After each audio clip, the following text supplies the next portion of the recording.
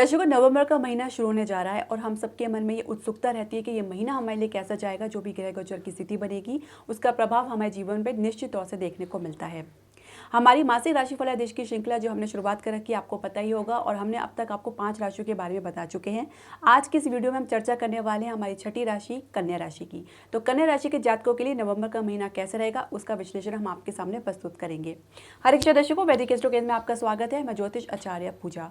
तो जैसे मैं आपको बता रही थी कि आप अपनी जन्म राशि या लगन के अनुसार दोनों तरफ से देख सकते हैं, लेकिन शुरुआत करने से पहले मैं आपसे निवेदन करना चाहूंगी कि आप हमारे चैनल को सब्सक्राइब करें, बेल नोटिफिकेशन जरूर प्रेस करें। इसके अलावा हमारे चैनल को लाइक और शेयर जरूर करें।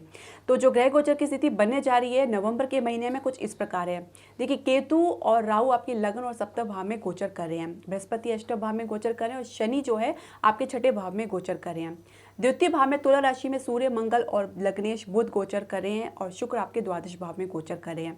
अब आप इसमें कुछ परिवर्तन देखेंगे, जैसे 3 नवंबर को शुक्र जो है कन्या राशि में प्रवेश कर जाएंगे। अब यहाँ पे आके नीच के हो जाएंगे, साथ ही केतु के साथ युति बनाएंगे, तो कुछ अच्छा भी नहीं है आपके लिए। इसके अलावा 4 नवंबर को शनि जो है वक्री अवस्था से बाहर आ जाएंगे, तो आपको काफ़ी राहत मिलेगी। 6 नवंबर को आपके लग्नेश बुध जो है आपके वृश्चिक राशि तृतीय भाव में प्रवेश कर जाएंगे। उसके बाद 16 नवंबर को मंगल भी द्वितीय भाव से निकलकर आपके तृतीय भाव वृश्चिक राशि में अपनी ही राशि में प्रवेश कर जाएंगे। उसके बाद उसके अगले दिन 19 नवंबर को सूर्य भी द्वितीय भाव से निकल के तृतीय भाव में वृश्चिक राशि में प्रवेश कर जाएंगे।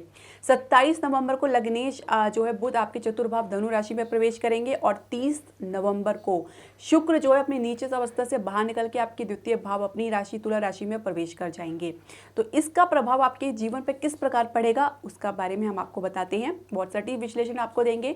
तो शुरुआत करेंगे आपके स्वास्थ्य से। तो स्वास्थ्य की यदि बात करें तो 5वें घर के स्वामी और छठे घर के स्वामी शनि छठे घर में अपनी ही राशि में वक्री अवस्था में अब तक जो गोचर कर रहे थे, तो पुरानी समस्या, जॉइंट की समस्या, खासकर पैरों की समस्या लगातार आपको देखने को मिल रही थी। इसके अलावा स्लो डाइजेशन यानी आपका पाचन में काफ़ी ढीलापन देखना, तो इसकी तरह की समस्या आपको अब तक देख रहे थे। 4 नवंबर को शनि महाराज जी अपनी वक्री अवस्था से बाहर निकलकर मार्गी होंगे, तो बहुत सारी समस्या में आपको राहत मिलेगी। लेकिन फिर भी आपको सावधान रहने की आवश्यकता है, क्योंकि देखिए केतु और राहु आपके लगन और सप्तम भाव में गोचर कर रहे हैं। तो मानसिक स्ट्रेस लेना, बिना बात के आपको उलझन होना, भ्रम में रहना, कुछ कन्फ्यूजन में गलत निर्णय लेना और शुक्र का इनके साथ युति बनाना, तो डेफिनेटली आप देख सकते हैं आंखों से संबंधी समस्या हो सकती है, ब्लड से रिलेटेड प्रॉब्लम हो सकती है, इन्फेक्शन या शुगर की समस्या अगर पहले से है आपको, तो बहुत सावधान रहना है। और ऊपर से आपके जो बृहस्पति अष्टम भाव में गोचर कर रहे हैं, चतुर्भाव के स्वामी अष्टम भाव में गोचर करें, तो हृदय के मरीज जो है काफ़ी आपको ध्यान रखना होगा।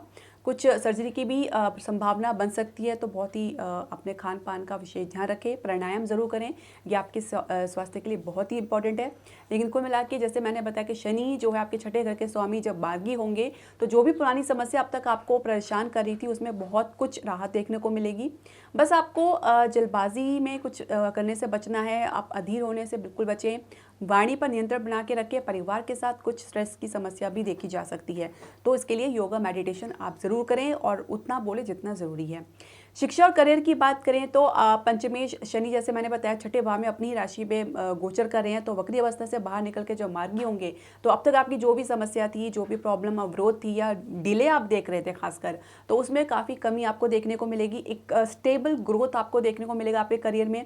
आप जिस फील्ड में जाना चाहते हैं उसमें भी कुछ अच्छे बेहतर चांसेस आपको मिलेंगे। कंपटीशन में एक बेहतर सफलता की उम्मीद की जा सकती है। इसके अलावा आपको कैंपस प्लेसमेंट में थोड़ी निराशा देखने को मिल सकती है, कुछ आपका मन भी इस तरफ से कुछ नीरसता देखा जा सकता है, ये डिटैचमेंट देखी जा सकती है। इसके अलावा आप अगर करियर की शुरुआत करने जा रहे हैं तो उसके लिए शुरुआत थोड़ी बेहतर रहेगी। लग्नेश आपके द्वितीय भाव में है तो अच्छी है, तो लेकिन आपको उतावलापन होने से बचना होगा, क्योंकि बुध यहाँ पे सूर्य और मंगल के साथ युति कर रहे हैं, तो बहुत अधीर होकर, उकसावे में आके, गुस्से में आके आप कुछ गलत निर्णय भी ले सकते हैं। बहुत ध्यान रखना है आपको इस बारे में। कुल मिला के आपके करियर के लिए अब ये समय जो है काफ़ी बेहतर है। बस राहु और केतु की वजह से थोड़ी आपको भ्रम की स्थिति रह सकती है। कॉन्फिडेंस में उतार चढ़ाव आपको देखने को मिलेगा, कभी आप तो बिल्कुल ओवर कॉन्फिडेंट हो जाएंगे या तो बिल्कुल ही लोअर कॉन्फिडेंट में आ जाएंगे, तो इससे आपको बचना होगा। और मैं हमेशा बताती हूँ कि मेडिटेशन ज़रूर करें, ध्यान करें, इसकी जो पावर है आप इसको अंडर एस्टिमेट बिल्कुल ना करें, बहुत पावरफुल होता है मेडिटेशन, आपको फोकस बनाने में बहुत हेल्प करता है। अब बात करेंगे आपके कार्य क्षेत्र की। तो दशमेश आपकी जो लग्नेश है द्वितीय भाव में धन के भाव में गोचर कर रही हैं। सेविंग्स में वृद्धि देखेंगे, कुछ रुका हुआ प्रमोशन आप पाएंगे। इसके अलावा आप देखेंगे कि अब तक आपको जो भी समस्या थी आपके कार्य क्षेत्र को लेकर, उसमें बहुत कमी आपको देखने को मिलेगी। इसके अलावा ग्रोथ के काफ़ी अच्छे चांसेस आपको देखने को मिलेंगे। नई जॉब के लिए प्रयास करें तो अब तक जो विलम्ब या डिले या ज़बरदस्ती की एक अवरोध आप देख रहे थे, उसमें बहुत कमी आएगी। अच्छे चांसेस आपको मिलेंगे नई जॉब के लिए। आपको आपकी मेहनत का और संघर्ष का बहुत उचित परिणाम मिलने जा रहा है। तो दर्शकों, अपनी जो मेहनत और फोकस को बिल्कुल लूज़ ना करें। अपनी ऑनेस्टी अपने काम के प्रति बनाए रखें। अधीर होके जल्दबाजी में, उतावलेपन में आकर आप अपना संबंध अपने अधिकारी के साथ खराब कर सकते हैं। बहुत ज़रूरी है कि अपने अधिकारी के साथ एक मिलनसार में रहे, क्लैरिटी बना के चलें। क्योंकि क्या होता है कि मध्य नवंबर के बाद जैसे ही सूर्य और जो मंगल आपके तृतीय भाव में आ जाएंगे, तो कलीग्स या सहयोगी के कारण कुछ मिसअंडरस्टैंडिंग होने की प्रबल संभावना है, क्योंकि बुध भी यहाँ पे इनके साथ युति करेंगे।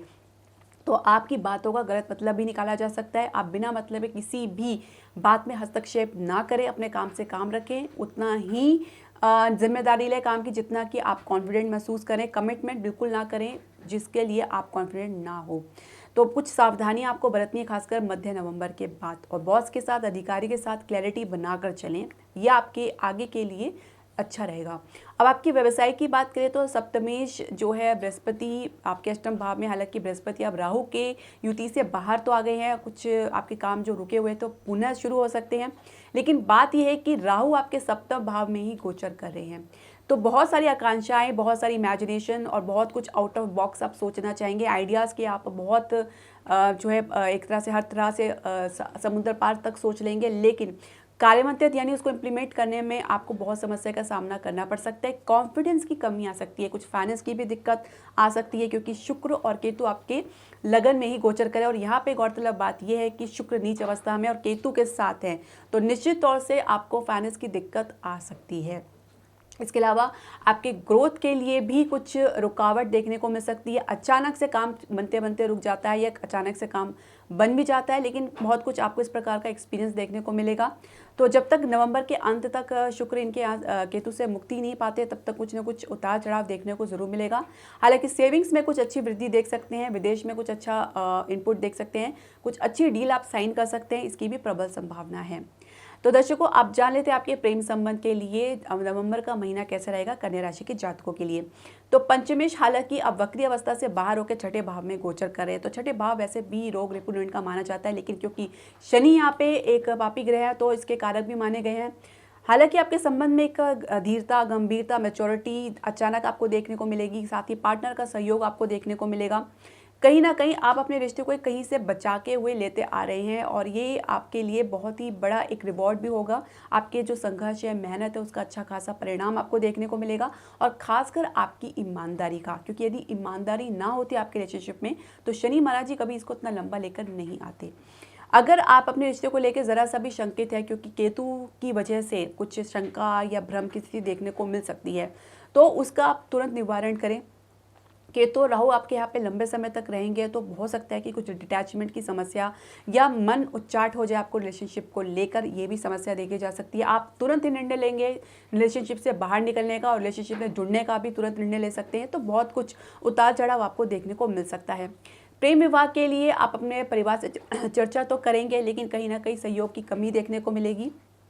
इसके अलावा हालांकि किसी कारणवश आपको सहयोग तो मिल पाएगा, लेकिन खुद में आपके भीतर ही कॉन्फिडेंस की कमी नज़र आ सकती है, तो जिसका असर आपके निर्णय पे भी पड़ सकता है। आपके कॉन्फिडेंस में जरा सा भी गिरावट देखी गई तो परिवार वालों को भी ये शंका होगी कि आप खुद ही इस चीज़ रिश्ते के लिए जो है कॉन्फिडेंट नहीं है, तो फिर आप उनसे किस प्रकार बात कर सकते हैं। तो बहुत कुछ आपको सोच समझ के करना है।